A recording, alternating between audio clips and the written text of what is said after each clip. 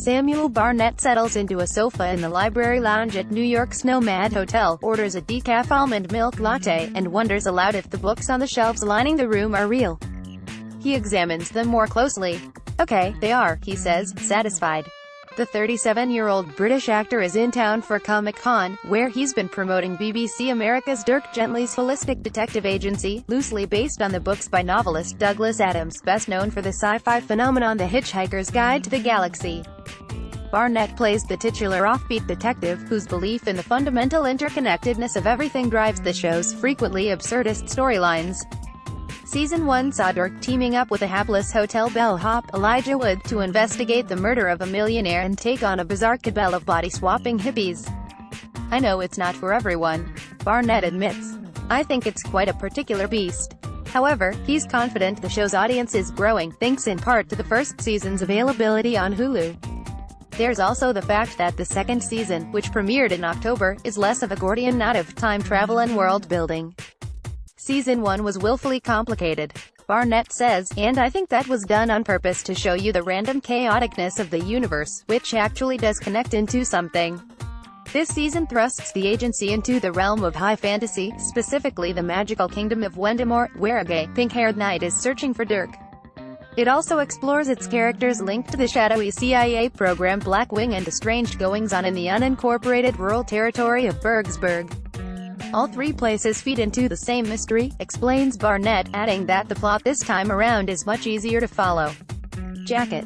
Growing up in a small fishing village in the north of England, Barnett never expected to be able to carve out a career as an actor. "I had no idea this was an option for me," he says. "Even through drama school, even through my first job, I kept thinking it was just a fluke." It wasn't until he landed the role of Posner in the original London cast of The History Boys and the show transferred to Broadway that Barnett realized he could really pursue performing. Still, success didn't inure him to certain anxieties. While playing female characters in 2014 Broadway productions of Richard III and Twelfth Night, which earned him a Tony nom, Barnett confessed in a New York Times profile that he'd worried that being out might hurt his chances at greater success. "It's like the folly of youth that I thought I was important enough for anyone to give a shit about my sexuality," Barnett says now. He's still unsure if his sexual orientation ever cost him a role. "You don't know the choices producers are making.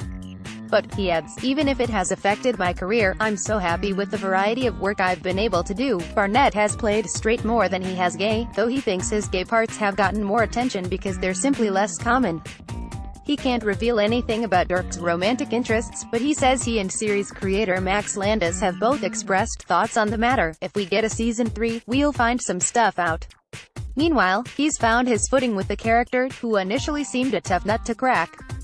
"In season 2, I feel like I know him a lot more," he says. "He wants to be loved and he wants friends. With all this connectedness to the universe, he can't connect to humans."